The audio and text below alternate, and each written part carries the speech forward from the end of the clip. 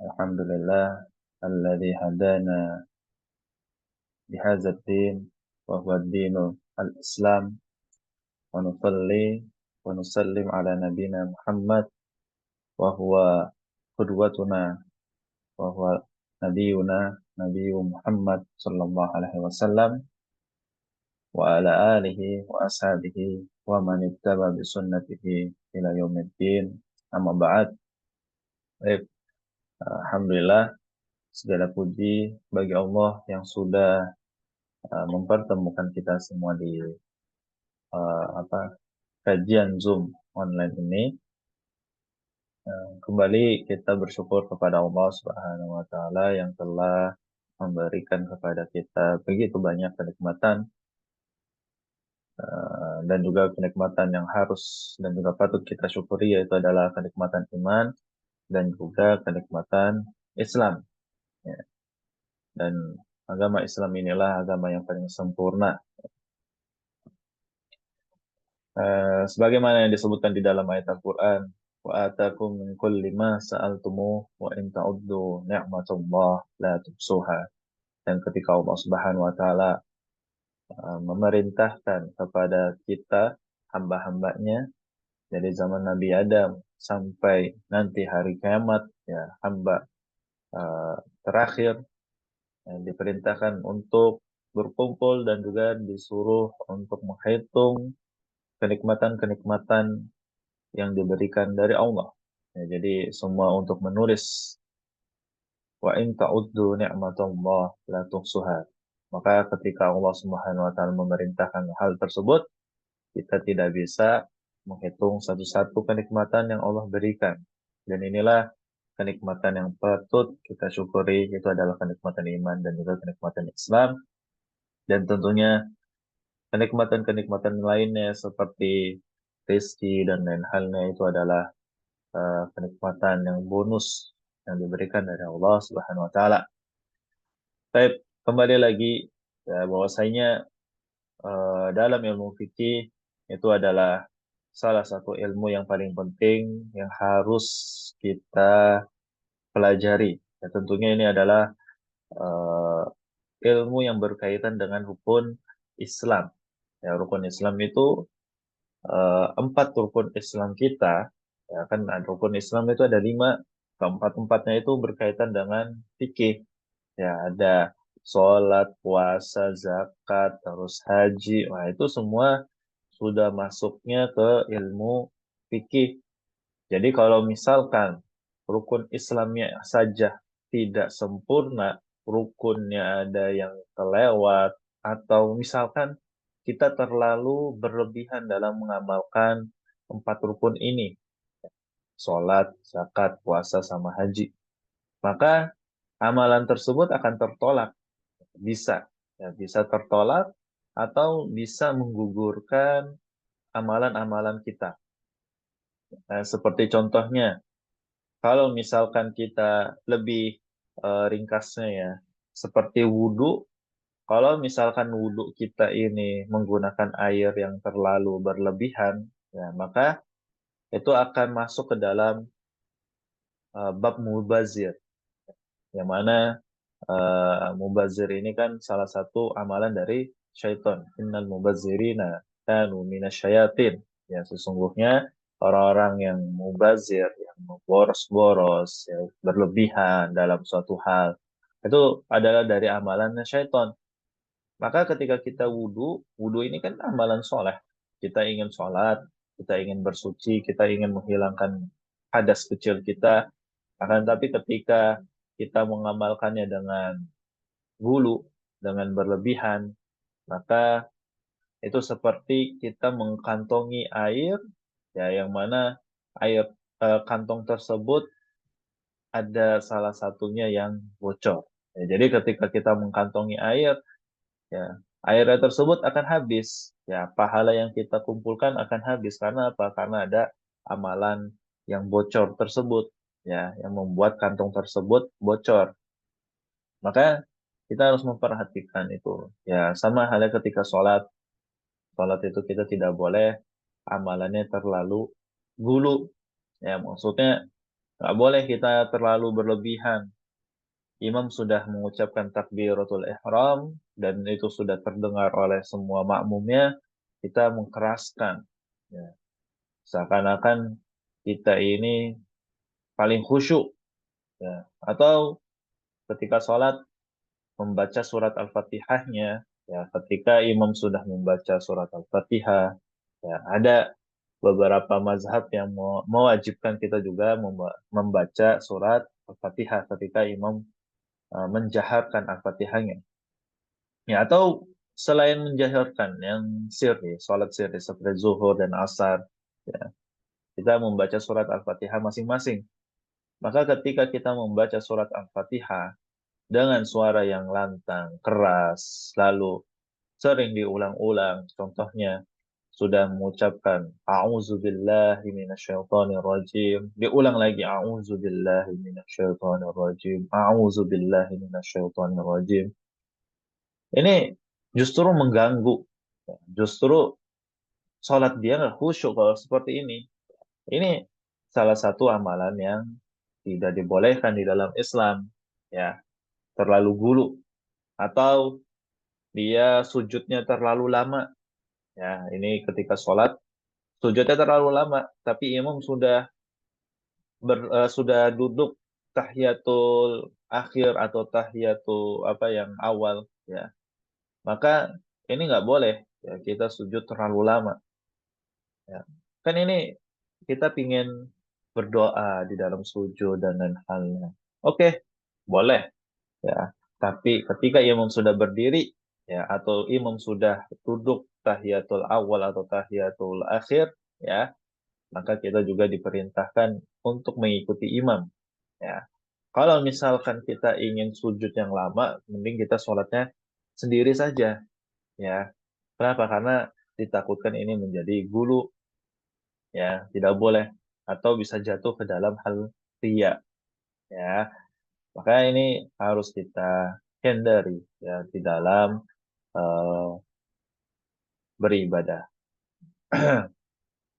Sama halnya nanti kita akan masuk ke, nah, tapi masih lama ya, bab haji pun nanti kita akan membahas ya apakah haji furoda atau haji plus plus itu akan masuk ke dalam bab yang dibolehkan di dalam agama Islam atau tidak ya. Maka di dalam ayat Al-Quran disebutkan hal yastawil ladzina ya'lamun wal ladzina la ya'lamun. Ya, apakah orang yang mengetahui ilmu itu akan sama amalannya dengan orang yang tidak mengetahui? Ya, tentu ini berbeda. Ya, Allah Subhanahu wa taala pun mengatakan seperti itu, ya. Hal yastawil ladzina ya'lamun wal ladzina ya'lamun. Ya, dan ini seperti eh, apa kalimat singgungan ya dari Allah Subhanahu wa taala kepada hamba-hambanya yang tidak mempelajari ilmu syariat Islam. Ya, dan ini tentunya ketika kita menuntut ilmu, Allah Subhanahu wa taala akan menaikkan derajat kita. Yarfa'illahu alladzina amanu minkum walladzina utul ilma darajat. Ya, jadi Allah Subhanahu wa taala akan meninggikan ya orang-orang yang beriman ya ditambah mereka menuntut ilmu. Jadi orang yang beriman yang tidak menuntut ilmu ya dia sudah ada posisinya di hadapan Allah. Tapi ketika hamba tersebut sudah beriman plus menuntut ilmu, maka Allah akan meninggikan derajatnya. Ya. Maka ini penting sekali kita untuk menuntut ilmu, terutama berkaitan dengan bab fikih. Ya, ini adalah bab muamalah, terutama dengan rukun-rukun Islam kita. Oke, kemarin kita sudah ngebahas tentang air yang suci. Ya, bahwasanya air yang suci ini dia sifatnya hanya tiga. Ya, apa tuh sifatnya tiga? Ya, pertama kita sifat air yang suci itu dari baunya, rasa, sama warna. Ya, lalu bagaimana kita bisa tahu air yang suci ini baunya seperti ini, warnanya seperti itu, atau rasanya seperti ini juga? Ya, kita melihat aja air yang suci itu seperti apa sih? Yang turun dari hujan. Nah, kalau kita kumpulkan ya air suci seperti itu. Atau ketika kita menggali sumur, ya keluar air, nah air itu suci, ya maka kita lihat ya bagaimana air yang suci tersebut, ya warnanya, ya. Tapi kalau sudah terkontaminasi dengan yang lain, misalkan di sampingnya ada apa, eh, misalkan udah kumpulan-kumpulan dari pabrik, ya apa polusi dan lain halnya, ya limbahnya gitu, maka itu akan berbeda ya, air sucinya berbeda. Dia bersih ya, tapi kalau kita cium baunya mungkin sudah bau limbah, ya, atau sudah terkontaminasi dengan yang lainnya, ya maka ini tidak masuk ya dengan air suci yang biasanya ya. Jadi air suci yang normalnya ini ya seperti yang kita, misalkan kita tinggal di tengah-tengah hutan, hujan, nah ini air suci ya seperti itu. Atau di tengah-tengah hutan kita menggali air, ya menggali sumur, nanti menggali tanah ya, ntar ada sumurnya, keluar air, nah itu kalau keluar airnya, nah itu nanti air yang sucinya itu ya seperti itu, ya. Atau yang ada di sungai-sungai dan lain halnya, nah, itu nanti masuk ya ke dalam bab air yang sucinya seperti itu. Maka berbeda-beda setiap daerah, ya. Maka kita harus tahu dulu ya sifat air yang bersih seperti apa, ya. Oke, ketika sudah kita membahas tentang air suci ini ya, ini kita akan membahas, mungkin ini babnya cepat ya karena ini tidak terlalu lama. Jadi ketika kita sudah menemukan air yang suci, nah, maka kita harus memperhatikan yang namanya wadah. Ya, wadahnya apa? Kalau di dalam syariat Islam disebutnya bejana. Ya, dan bejana ini, ya ini disebutnya bejana ya. Bejana itu seperti piring, gelas, gayung, ember, ya, ya semacam itulah ya. Itu disebutnya bejana di dalam bahasa kita ya. Kalau di dalam bahasa Arab disebutnya babul aniyah ya, bab jana ya, aniyah ya, disebutnya aniyah. Dan di sini perlu kita perhatikan kenapa? Karena ketika kita sudah menemukan air yang suci ya, maka air tersebut harus kita taruh di dalam wadah ya, seperti tempat minum ya, atau misalkan di gelas, di ember. Nah, itu harus kita perhatikan ya. Jadi nanti kita akan membahas setelah pertemuan ini membahas tentang bab najis ya. Nanti kita akan bahas.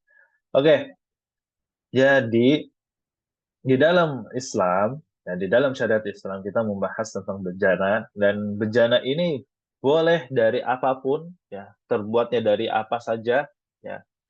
Mau dia dari kayu, mau dia terbuat dari plastik ya, atau dia terbuat dari daun ya, atau dari apapun itu ya, yang penting dia bisa menyimpan air ya, air yang suci ya, dibolehkan di dalam Islam ya. Jadi eh, semuanya itu ya, di dalam syariat Islam itu aslinya semua itu halal ya, maksudnya apapun yang ada di dunia ini semuanya boleh ya, halal.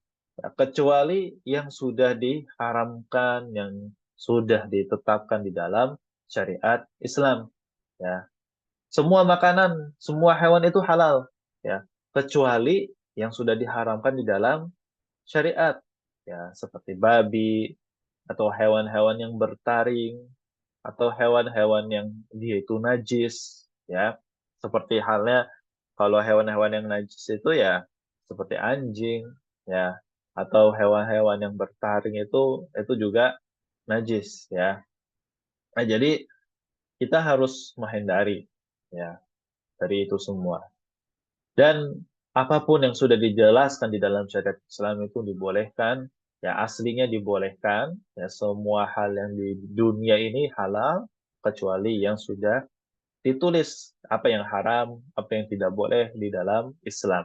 Ya, maka kalau misalkan kita ingin tahu apakah ini suci atau tidak, tentu ya misalkan ada dari bahan melamin atau apalah ya, ya aslinya itu semuanya suci ya. Kalau misalkan ya dia tidak masuk ke kategori ya bejana yang tidak dibolehkan di dalam Islam. Apa saja itu bejana yang tidak dibolehkan di dalam Islam? Yang pertama ya, jadi semua apapun ya bejana atau wadah penyimpanan air tersebut terbuat dari apapun itu dibolehkan kecuali ada eh, dua bahan atau dua apa material yang tidak boleh ya. Jadi ini nanti diharamkan ya di dalam Islam. Yang pertama itu bejananya terbuat dari emas ya dan juga dari perak ya. Emas dan perak ya ini dibolehkan ya penggunaannya kepada kita semua. Akan tetapi diperintilkan ya maksudnya dikerucutkan. Kalau laki itu hanya dibolehkan perak saja, kalau perempuan boleh perak dan juga boleh emas. Ya. Tapi itu untuk apa? Untuk perhiasan. Ya. Ya, tentunya kalau perempuan perhiasan kalung dan lain halnya, cincin itu boleh, ya, dibolehkan. Akan tapi disyariatkan hanya di dalam rumah saja. Nah, tidak boleh di luar rumah. Ya, jadi itu hanya penghias, ya, penghias untuk suaminya. Nah, kalau misalkan ya, untuk yang perak ini laki-laki hanya dibolehkan untuk cincin, ya, cincin saja. Ya, kalau misalkan kalung, ya, gelang dan lain halnya itu tasyabuh kepada perempuan tidak boleh. Ya, laki-laki menggunakan hal-hal yang menyerupai dengan perempuan. Itu nanti tasyabuh. Ya, maka tidak boleh ya untuk laki-laki menggunakan eh, selain cincin ya dan cincinnya itu juga harus dari perak. Lalu kalau misalkan ini kita membahas emas dan juga perak dulu. Kalau misalkan ada sesuatu ya yang mana sesuatu tersebut tidak lebih kuat selain menggunakan emas ya maka dibolehkan menggunakan emas. Contohnya ya dulu kalau nggak salah di sejarah ya di zaman Nabi Muhammad SAW dulu ada salah satu sahabat yang hidungnya itu seperti hilang ya, maksudnya ada bagian yang hilang ya di hidungnya. Maka karena dia tahu emas ini tidak boleh, maka dia menggunakan perak ya untuk menutupi eh, ada sesuatu yang bolong di bagian hidungnya. Ya, wala alam seperti apa. Intinya hidung yang bagiannya hilang itu ya dia buat ya dari perak untuk menutupi ya maksudnya untuk menyerupai seperti hidungnya ya maka kata Rasulullah apa eh, karena perak ini tidak kuat ya dan perak ini wala alam ya bagaimana intinya kata Rasulullah dibolehkan menggunakan emas kalau misalkan tidak ada bahan yang lebih kuat lagi ya selain emas ya kalau misalkan ada yang lebih kuat dari emas atau yang setara dengan emas, maka emas ini tidak boleh didahulukan. Ya, misalkan gigi, ya orang zaman dahulu gigi ompong pingin buat gigi palsu menggunakan emas karena lebih kuat. Ya, maka dibolehkan pada zaman dahulu. Ya, karena apa? Karena mungkin pada zaman dahulu belum ada ya bahan yang sama kuatnya seperti emas. Kalau zaman sekarang mungkin sudah ada ya, sudah banyak. Ya, maka tidak boleh menggunakan emas. Ya, itu dibolehkan untuk laki dan juga perempuan. Ya, cuma itu untuk salah satu anggota badan yang ada yang hilang ingin ditutupi dengan sesuatu yang terbuat dari apa besi dan lain halnya. Ya, kalau misalnya tidak ada yang lebih kuat, boleh menggunakan emas.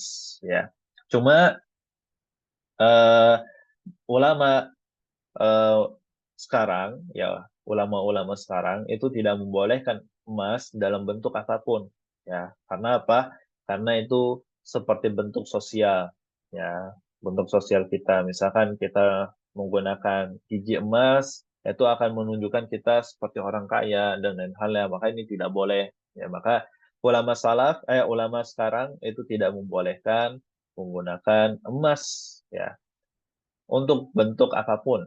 Ya, ini yang untuk bagian tubuh kita ya, ada yang hilang itu tidak boleh. Tidak dibolehkan di dalam ulama sekarang. Ya, kalau zaman dahulu mungkin tidak ada bahannya ya, apalagi di Saudi, di Arab, ya mereka cuma ada emas dan juga perak. Ya, untuk besi dan lain halnya mungkin tidak sekuat dengan emas dan perak. Ya, maka mereka salah satu untuk menutupi bagian tubuh yang hilang itu hanya dengan menggunakan perak dan juga emas. Ya, tapi di dalam Islam, pada saat sekarang sudah tidak dibolehkan karena sudah ada bahan yang lebih kuat lagi atau setara dengan kekuatannya seperti emas. Ya, oke.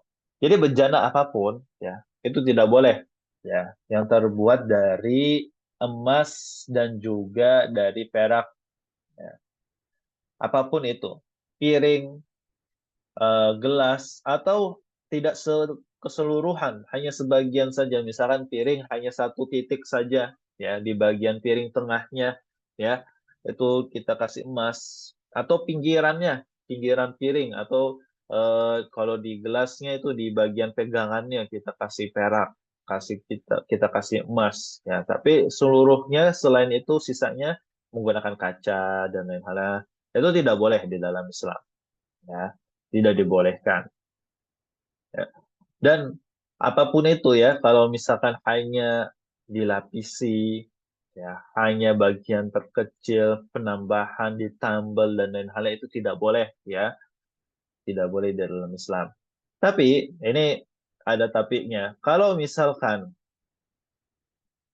untuk emas ini kan diharamkan secara keseluruhan, ya. Tapi kalau untuk perak, kalau misalkan untuk menambal, ya ini menambal ya. Jadi bahan aslinya itu bukan perak, bukan emas, ya. Misalkan dia kaca, melamin, ya kalau kaca pecah, ini kita nggak bisa menyatukan nih piringnya. Maka untuk menyatukannya kembali, ya boleh menggunakan perak, ya ini perak aja khusus, tapi tidak boleh banyak, hanya sedikit saja, ya sedikit saja. Ya, misalkan satu titik saja, sisanya misalkan menggunakan bahan yang lain, itu boleh. Nah, misalkan perak ini fungsinya hanya melekat doang, ya, biar tidak terpisah, melekat. Lalu untuk menguatkan pelekatnya, misalkan dengan menggunakan bahan-bahan lainnya, misalkan besi lah atau apa, itu boleh, ya, dibolehkan. Untuk yang perak saja, ya, selain perak maka tidak boleh, ya. Ya, maksudnya yang emas ya, yang emas tidak boleh emas. Jadi kalau ditambal menggunakan emas hanya setitik saja itu tidak boleh, tapi kalau perak itu boleh. Ya, ini perbedaannya, ya. Maka apa dalilnya? Kita tidak membolehkan menggunakan bejana yang terbuat dari emas dan juga perak, ya. Ini dari hadis Rasulullah SAW, ya. La tashrabu fi aniyatiz zahabi wal fiddah wa la ta'kulu fi sihafihima. Ya. Jadi kita tidak dibolehkan nih kata Rasulullah. Ya, Rasulullah melarang kita untuk menggunakan eh, bejana dari perak dan juga dari emas ya untuk meminum. Ya, ini untuk meminum saja. Ya, wala ta'kulu fi sihafihima. Janganlah kalian makan menggunakan piring-piring yang terbuat dari emas dan juga dari perak. Ya, jadi ini diharamkan. Sudah ada kata perintah la tashrabu, jangan meminum, wala ta'kulu, jangan makan. Maka ini sudah diharamkan. Ya.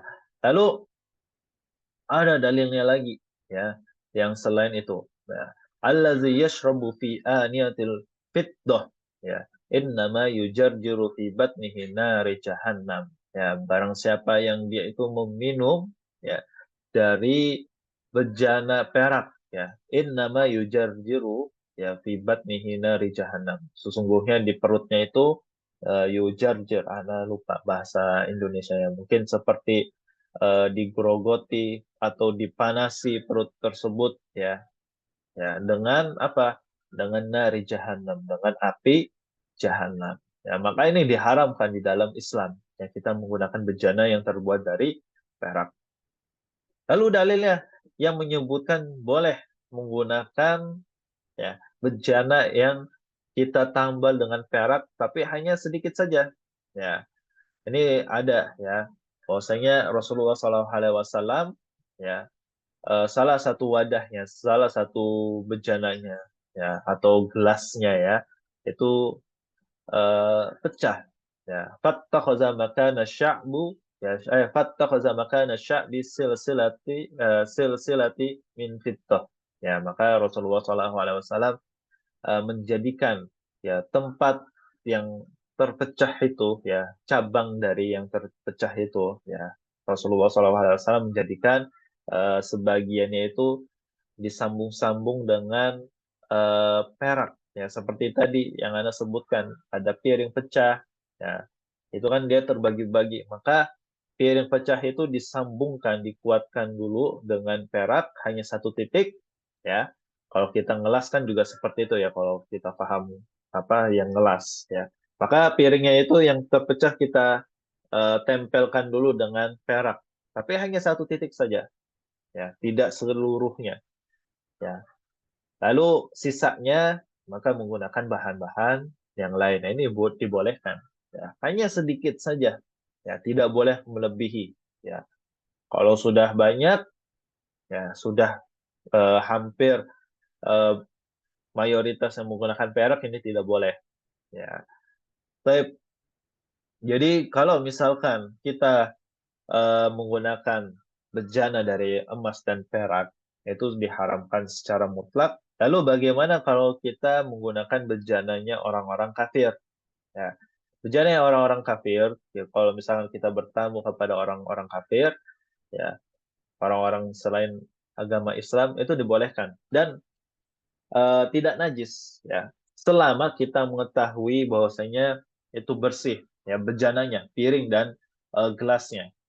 Kalau misalkan kita khawatir bejananya atau wadahnya, ya piring sama sendok dan garpu ya dan air minumnya, tempat air minumnya itu kita khawatir ada najis yang tertempel dan lain halnya, maka kita harus mencucinya sendiri, ya mencucinya sendiri. Contohnya kalau misalnya kita nggak tahu nih, misalkan piringnya itu habis dijilat oleh anjingnya dan lain halnya.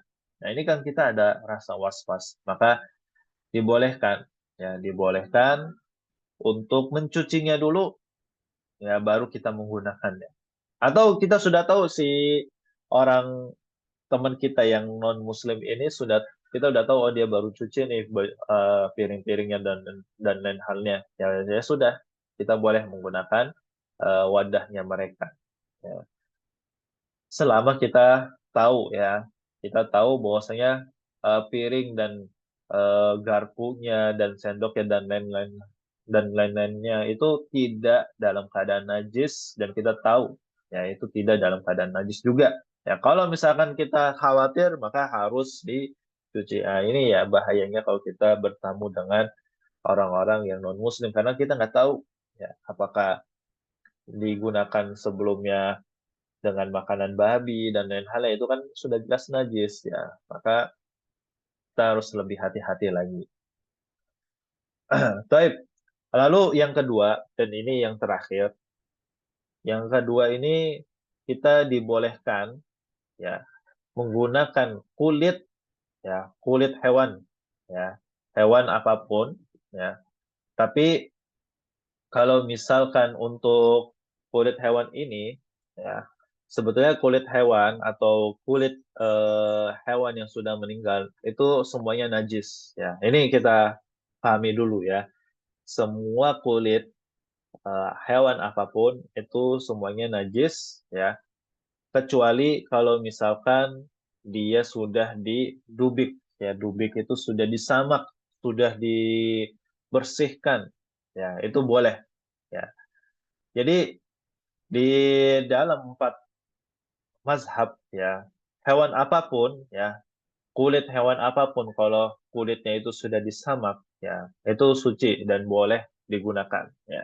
Cuma ini ada beberapa pendapat. Contohnya, misalkan kalau kulit dari babi itu sudah tidak boleh jelas ya. Atau kulit dari anjing itu tidak boleh ya. Jadi ada beberapa pendapat ulama ya yang mana semua kulit itu bolehkan asalkan sudah disamak. Disamak itu sudah dikeringkan, sudah di apa seperti dipanaskan ya sampai kulit-kulitnya apa bulu-bulunya itu sampai hilang semua ya. Maka itu dibolehkan di dalam beberapa pendapat ulama. Tapi ada beberapa ulama juga yang tidak membolehkan dengan tadi ya selain anjing sama selain kulit babi. Nah, maka selain itu boleh ular, boleh buaya, boleh buaya tidak boleh kita makan kan dagingnya karena dia bertaring. Ya. Maka boleh kita menggunakannya. Ya. Kalau misalkan ular, ular juga tidak boleh karena bertaring. Tapi kalau misalkan kulitnya kita sudah keringkan, kita sudah bakar, ya sampai hilang semua ya eh, bulu-bulunya kalau misalkan ada ya, maka itu boleh kan? Ya, harimau itu boleh semua. Ya, jadi tidak masalah. Ya. Dan tidak ada ikhtilaf di dalam pendapat ulama dalam setelah sudah disamak, nah, setelah sudah di tadi ya diproses yang panjang seperti itu. Nah, tapi ada beberapa ulama, ulama salaf terdahulu tidak membolehkan kulit apapun yang disamak itu tetap jatuhnya najis kecuali yang halal saja, misalkan kulit sapi, kulit kambing, unta, kuda itu boleh ya. Coba kalau misalkan selain itu masuknya ke bab najis ya, tidak boleh. Ya, mau diprosesnya apapun itu tidak boleh. Jadi ada beberapa ulama yang berpendapat seperti itu. Jadi banyak sekali ya. Tapi bagaimana kita bisa memilihnya, dari mana yang kita bisa pilih? Kalau pendapat Anda mengambil dibolehkan ya selain kulit dari babi dan juga dari anjing. Ya, jadi kalau misalnya kita punya tas yang terbuat dari kulit buaya ya sudah, nggak masalah ya. Selama dia sudah menggunakan proses yang sangat panjang ya. Atau ada kulit dari harimau dan lain halnya baju ya boleh-boleh saja sah-sah saja ya. Atau jaketnya terbuat dari kulit dari bulu-bulunya apa eh, beruang ya boleh-boleh saja ya selama dia sudah melalui proses yang panjang ya tadi disamak itu seperti dikeringkan ada yang dibakar biar kulitnya itu mulus ya itu kan prosesnya panjang ya jadi bukan yang sudah kita kuliti hewan tersebut lalu hanya dikeringkan lalu kita pakai enggak tapi sudah dikeringkan juga dibakar ya atau misalkan direbus ya itu dibolehkan di dalam Islam ya ini disebutnya disamak ya dan di dalam eh, pendapat empat a'imah ini dibolehkan ya jadi kalau misalkan sapi lalu kambing dan juga unta itu juga diharamkan kulitnya. Ya. Kalau misalkan proses penyembelihannya tidak sesuai dengan syariat, ya ini makanya disebutnya juludul maitah atau hewan yang sudah bangkai. Ya, ini yang hewan yang sudah bangkai itu kita boleh menggunakan kulit mereka ya, kulit hewan yang bangkai itu selama kita sudah mensamaknya atau menjalani proses yang panjang ya, dikeringkan, dibakar atau direbus ya, pokoknya pembersihannya ya disamak ya, karena nggak paham lah ya cara menyamaknya. Tapi cara kalau kulit sapi dan kambing itu kan kayak misalkan eh, kerupuk kulit itu kan prosesnya panjang ya kan. Bagaimana kerupuk kerupuk kulit itu bisa kita makan. Jadi kalau kulit ini kalau misalkan sapinya ya, kalau ngambilnya dari sapi yang bangkai, itu boleh kita ambil nih, boleh kita proses atau kita makan. Asalkan kulitnya tersebut sudah melalui proses yang panjang tadi yang Anda bilang sama. Kan kulit sapi itu kalau dijadikan kerupuk kulit, itu harus dikeringkan dulu ya. Sudah dikeringkan, dia harus direbus dulu. Sudah direbus juga harus dibakar juga. Nah, ini kan prosesnya panjang dan ini boleh. Kalau misalkan kulit yang sapi yang sudah bangkai itu kita gunakan, ya boleh kita buat beduk, kita makan kalau misalkan bisa dimakan itu tidak masalah, ya. Tapi kalau misalkan tadi ya, kalau misalkan dia tidak menggunakan proses yang panjang maka tidak boleh. Ya, apapun itu bentuknya. Ya, jadi di sini kulit ya kulit hewan apapun itu dibolehkan ya di dalam empat a'immah mazhab ya empat mazhab itu dibolehkan tapi ada syarat-syaratnya. Ya, kalau ada ulama yang tidak membolehkan selain kulit babi dan anjing, ada juga dibolehkan ya cuma melalui proses yang sangat panjang sekali ya tapi Ana tidak mengambil pendapat ini ya ini agak lemah lah ya kalau menurut Ana. Jadi ulama ini ada yang membolehkan kulit babi dan juga kulit anjing selama prosesnya juga panjang. Ya ini eh, banyak khilafnya ya, memang banyak khilafnya. Cuma Anda tidak mengambil pendapat ini. Ada juga pendapat yang mana eh, boleh kita menggunakan kulit apapun ya, tapi hewan-hewan yang halal dimakan ya seperti sapi, kambing, domba, unta, terus kuda itu boleh atau misalkan kulit dari kelinci itu juga boleh. Ya, intinya yang halal. Ya, yang halal kita makan maka kulitnya juga halal. Tapi kan hewan yang kita sebut ini halal, ya boleh kita makan itu juga bisa menjadi haram. Ya, contohnya kalau misalkan tadi penyembelihannya tidak sesuai dengan syariat, ya tidak mengucapkan bismillah atau kalimat Allah, maka itu menjadi bangkai dan haram kita makan. Tapi kulitnya boleh kita pakai, ya, tapi dengan syarat harus disamak dulu, ya. Jadi boleh. Jadi ini pembagiannya, ya. Jadi untuk bejana itu yang diharamkan hanya dua saja, emas, ya, terus perak dan juga tadi kulit hewan yang mati ya atau hewan bangkai ya. Jadi itu tidak dibolehkan di dalam syariat Islam ya. Tapi ada syarat-syaratnya ya. Ini kita sudah pembahasan akhir ya. Jadi kalau misalkan untuk yang emas dan perak, kalau emas sudah secara mutlak tidak boleh ya. Tapi kalau untuk yang perak ya dibolehkan ya. Tapi dengan syarat hanya sebagai tambalan saja dan tambalannya itu hanya sedikit ya, tidak boleh banyak ya, sedikit saja, setitik ya, hanya sebagai penyambung saja penguat ya, penyambung saja. Kalau untuk sisanya menggunakan bahan-bahan yang lain. Ya, itu hanya untuk perak.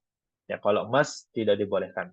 Ya, kalau emas mau dia tambalan, lapisan, atau hanya setitik saja, ya dia taruh setitik emas, maka itu tidak boleh sama sekali. Maka kalau misalkan ada makanan stick yang menggunakan emas, nah itu sudah jelas nggak boleh. Ya, misalkan, ya mau emasnya itu dari apapun.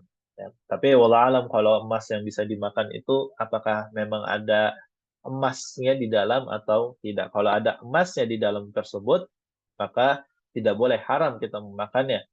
Tapi kalau hanya warnanya saja, tapi tidak ada kandungan emasnya, maka dibolehkan. Ya. Lalu sama ya, kalau misalkan emasnya itu dia hanya warnanya saja seperti emas, tapi kandungannya itu tidak ada emasnya. Ya, tidak ada emas ya. Misalkan kayak ini kayak emas, ya. Tapi kalau kita lihat ternyata bukan emas ya, cuma hanya besi tapi ditutupi dengan lapisan yang warnanya emas. Maka boleh kita menggunakannya. Ya, intinya dia bukanlah emas dari sifatnya. Ya, sifat emas ini seperti apa maka tidak boleh. Kalau hanya penyerupaan KW dan dia itu bukan emas beneran, ya tidak ada lapisan emasnya, tidak ada salah satu sifat emasnya, maka tidak masalah. Ya. Tapi untuk perak ini dibolehkan, asalkan tadi hanya sebagai tambalan saja dan itu hanya sedikit. Ya. Lalu yang terakhir itu adalah kulit. Ya, kulit, kalau misalkan kulit hewan apapun itu Rasulullah SAW menyebutkan itu haram, ya tidak boleh kita menggunakannya. Tapi kalau misalkan kulit tersebut sudah melalui proses samak, itu dibolehkan ya untuk dijadikan menjadi wadah. Ya, jadi kalau misalkan kita zaman dahulu itu tempat air minum dan lain halnya itu tidak menggunakan kulit ya mereka menggunakan kulit ya, tempat air minumnya mereka. Ya. Maka proses membuat tempat minumnya itu agar suci ya menggunakan kulit, maka menggunakan proses samak itu. Ya, jadi samaknya kulitnya disamak ya seperti dikeringkan, dibakar, direbus ya melalui proses yang panjang pokoknya ya. Tidak dikeringkan sehari langsung dipakai ya, tidak seperti itu. Jadi ya ana wallah alam ya proses samak seperti apa, cuma setahu ana proses samak itu prosesnya yang sangat panjang ya. Selain dikeringkan harus ada pembakaran ya, selain dibakar mungkin ada direbus juga, baru kita bisa kita bisa memakainya ya. Wallah alam biswab ya, itu saja yang kita bahas ya pada pembahasan tubuh ini ya pagi ini, yaitu ada tentang bab bejana dan juga hukumnya. Eh, Kalau misalkan ada pertanyaan silahkan ya, sebetulnya sudah dibuka pertanyaan.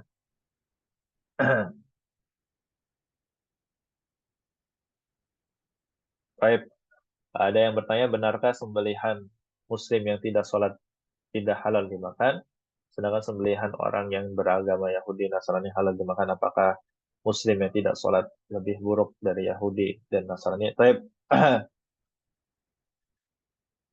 eh ini pola alam biswab ya, banyak sekali khilaf dalam apakah sembelihan seorang muslim yang tidak sholat itu apakah halal dimakan dan lain halnya.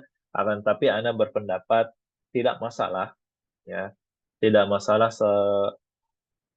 selagi mereka masih seorang muslim ya. Memang syarat eh, menjadi salah satu syarat ya untuk menjadi penyembelih itu bukanlah menjadi orang yang soleh ya, salah satu syaratnya dia harus soleh dan lain halnya tidak perlu ya.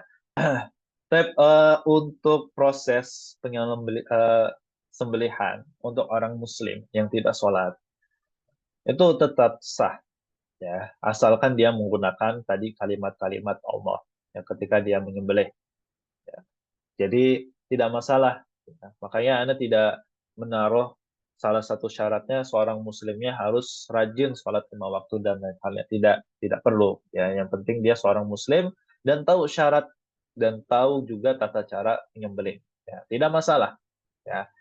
Dan ini juga banyak yang khilaf ya, cara menyembelih yang benar itu banyak yang khilaf. Salah satunya, apakah disyaratkan untuk mengucapkan bismillah ya dalam menyembelih hewan kurban ya, apapun ya hewan-hewan yang kurban ya, kambing, unta, sapi dan lain halnya ya, dan sejenisnya, apakah harus menggunakan kalimat bismillah dan lain halnya. Ini banyak yang khilaf ya. Kalau Imam Syafi'i tidak mensyaratkan untuk mengucapkan bismillah dan juga kalimat-kalimat yang lainnya ya. Kalau misalkan dia lupa dan juga dia tidak sengaja ya. Misalkan eh, karena saking banyaknya eh, hewan yang datang ya, kayak kambing dan lain halnya, itu kan setiap menyembelih harus mengucapkan bismillah ya. Datang kambing satu, bismillah, yang kedua bismillah, terus seperti itu. Tapi tiba-tiba yang ketiga, keempat, kelima, keenam dia langsung aja menyembelih ya, lupa mengucapkan ya, dan tidak disengaja, maka itu sah, halal dagingnya, boleh kita makan ya. Ini di pendapatnya Imam Syafi'i ya. Tapi kalau misalkan pendapat-pendapat yang lainnya, Imam Malik ya, Imam Hambali bahkan wajib mengucapkan bismillah. Tapi kalau Imam Malik tidak perlu mengucapkan bismillah, tapi menggunakan kalimat-kalimat Allah. Misalkan ya, ketika kita menyembelih kita hanya menyebutkan Allah, itu sudah sah, sudah benar ya. Atau misalkan Allahu Akbar la ilaha illallah, nah itu boleh ya.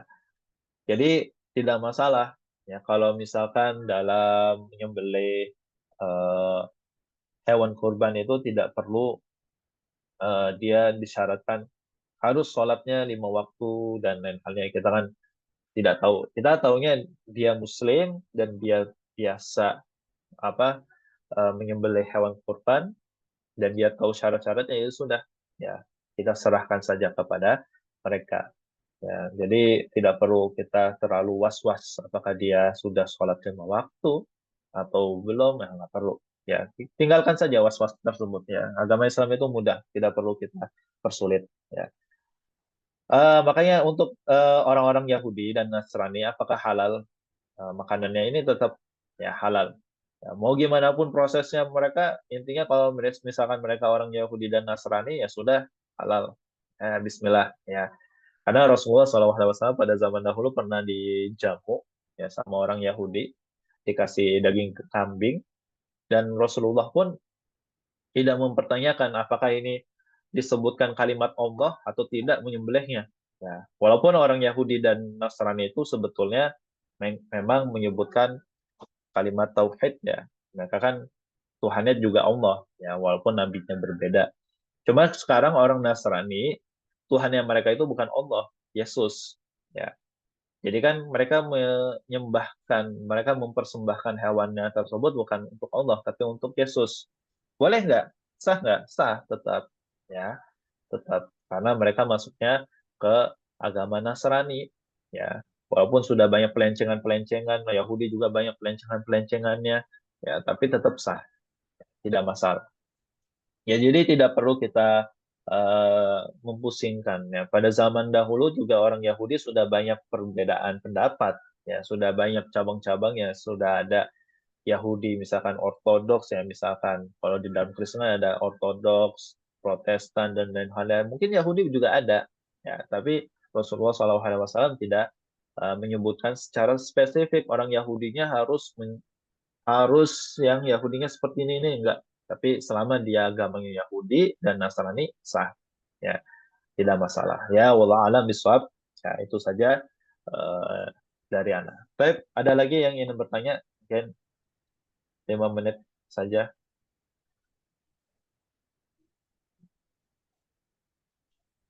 Kalau tidak ada, mungkin kita cukupkan saja karena sudah jam 6 lebih.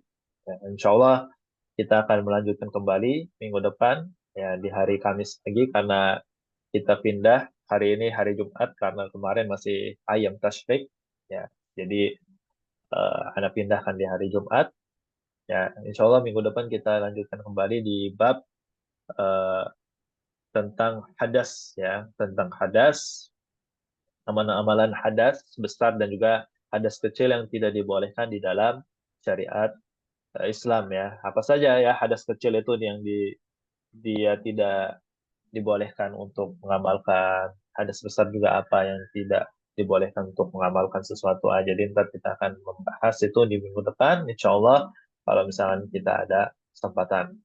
Baik, wallah alam biswab. Kalau misalkan ada kekurangan, ada yang kurang jelas dalam penjelasan ke bab bejana dan lain halnya, insya Allah bisa dipertanyakan kembali. Ya nanti akan Anda jawab di pertemuan selanjutnya.